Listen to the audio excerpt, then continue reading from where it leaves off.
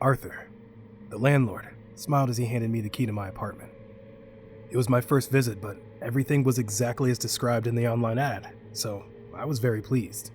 It wasn't anything extravagant, but it had all the essentials, and plenty of space for all my stuff. Arthur gave me a quick tour of the rest of the house. My apartment was on the ground floor. Above me, there were 2 more floors. The second floor only had 1 room and a kitchen, while the third floor had 2 more rooms.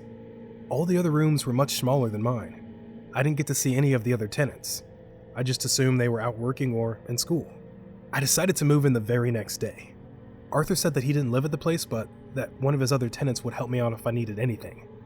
Sure enough, as I came through the front door, I was greeted by a guy, maybe in his mid-20s. "Hi, I'm Daniel," he said. "Hey, I'm Chris." I introduced myself. "Nice to meet you, Chris. Let me know if you need anything. I'm on the second floor." "Thanks, man. I appreciate it." There was something strange about Daniel, but I couldn't quite put my finger on it at the time. Brushing that aside, I started to unpack my things. I had quite a few boxes, and the room looked less spacious now with all my things in it. Every now and again, a cold breeze would run through my room, which I thought was weird because all the windows were sealed shut. It was a long, tiring day. Halfway through the unpacking, I thought I'd lie down for a bit. I looked at my phone. Low battery. But when I searched for my charger, I realized that I'd left it behind. I was too tired to go buy a new one. I thought to myself. Then I decided to go ask Daniel if he had a charger I could borrow. After all, he did say he was willing to help. I walked up the stairs and tapped on his door. He opened the door and grinned awkwardly. "Hey, Chris, what's up?" "Hey, man, do you have an extra charger I can borrow? I think I've lost mine. It'd be a huge favor." "Let's see if my charger fits." And he brought his charger and tried to plug it in, but it didn't fit. "No worries. Thanks for checking," I said as I turned to leave. "Hey, you know what? Let's ask Jerome upstairs. He has an Android too. It might work," Daniel said, still grinning and still staring rather awkwardly. That's great, man. Yeah, lead the way," I said. As we walked down the hallway towards the stairs, I noticed a picture on the wall. In the picture were 2 young guys posing in front of a waterfall. One guy in the picture looked eerily familiar. Like, I knew him from somewhere, but I just couldn't figure it out. We walked up the stairs to reach Jerome's room. Daniel knocked on the door, and when Jerome opened the door, I was taken aback. Jerome was clearly one of the guys in the pictures I saw downstairs. I just thought it was kind of weird that a tenant would have a portrait in the common area. Jerome had a wide grin on his face. Man, what's wrong with the folks in this house? There was something definitely off about Jerome too. And again, I couldn't quite place it, but my inner voice was now telling me to get out of this house. Jerome didn't have a charger that fit either, and I returned to my room feeling heavy, with alarm bells ringing in my head. Was I paranoid? If someone asked me what was wrong, I couldn't tell them. There was no logical reason for me to be feeling this way. Maybe I was just tired, I thought. My mind wandered back to the picture by the staircase. Who was that guy with Jerome, and why on earth was his picture by the staircase? It didn't seem right. I tried to dig deep into my mind and recall who the other guy in the picture was, but I just couldn't recall. I was lying in bed and I thought I would do the rest of the unpacking later. My head was heavy and I felt drowsy. I woke up abruptly. I was surprised when I noticed that sitting across the room was my landlord. "Arthur, what are you doing in my room?" I asked. I was still in a daze. "You had an accident in the kitchen," he replied. "But I didn't go to the kitchen." "Oh, but you did.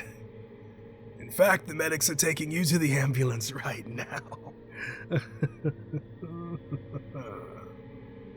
he said with a sneer. I wondered if he had lost his mind. "What are you talking about? How can the medics be taking me to the ambulance if I'm right here?" I was getting annoyed with this old man. Oh, I meant your body. They're taking your body," he said with a malicious grin across his face. I was looking at Arthur, trying to process what he was saying when it suddenly dawned on me. The man in the picture, it was Arthur. It was Arthur when he was much younger. He couldn't have been more than 30 years old. But if the picture was taken so long ago, how does Jerome still look as young as he did in the picture? Arthur smiled as if he could read my thoughts. "It's a lot to process, isn't it?" he remarked. "What the hell is going on here? Who are you?" I asked angrily. "Why don't you sit down? I'll explain it all. I'm sure you've seen the picture there by the staircase." Frustrated and confused, I sat down. Of course I've seen it. Is this a prank?" I asked. "Jerome was my best friend. That picture was taken on our last hiking trip together. We used to both live in this house. But one day, he had an accident. He got electrocuted and died." Arthur began to explain. "I was devastated. I had just lost my best friend. After the funeral, I went up to his room to clean up some of his things. And as weird and unbelievable as it was, I found Jerome right there in his room. I was as horrified as you are right now. But after speaking to him, I realized he was indeed the Jerome I always knew. He was dead and buried to the outside world, but alive and well in this house." I couldn't believe what I was hearing. I was hoping Arthur would come out and say, "You've been pranked," but he kept going. "I soon realized that there was something magical about this house. People never truly die here. My theory was confirmed when one of my tenants, Daniel, died from an accident. Right here in this house. You've already met Daniel." This couldn't be real. I wasn't going to listen to any more of this. I stood up and walked out of my room. You can't leave. I know it's a lot to process, but you'll be happy here," Arthur remarked. "Try and stop me. You're crazy," I said, glaring at him. I reached the front door, opened it, and tried walking out, but I couldn't. It was as if there was an invisible bubble keeping me inside. This can't be real. This just can't be real. I tried again and again, mustering all my strength to escape, but it was hopeless. "You still don't get it, do you? You are dead. The medics took your body to the hospital. You're only alive in this house. Outside of it, you don't exist." Arthur said. "So what? So you killed me? You monster! Why pick me? I didn't do anything to deserve this." "Jerome needed more friends. Eventually, when the time's right, souls will pass on from this house. So you won't be trapped here forever.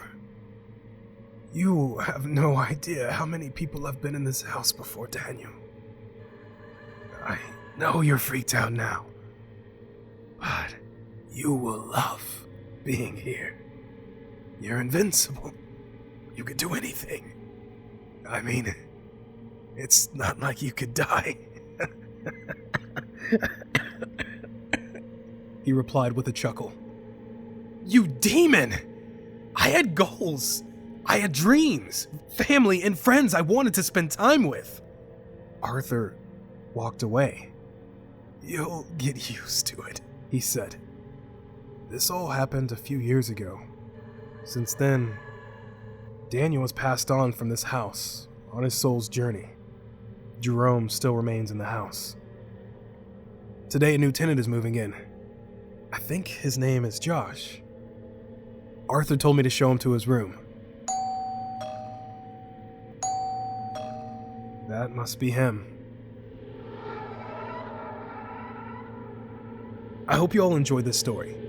If you did, please don't forget to like and share it with your friends. There's going to be a lot more stories coming out, so Please don't forget to subscribe to the channel as well.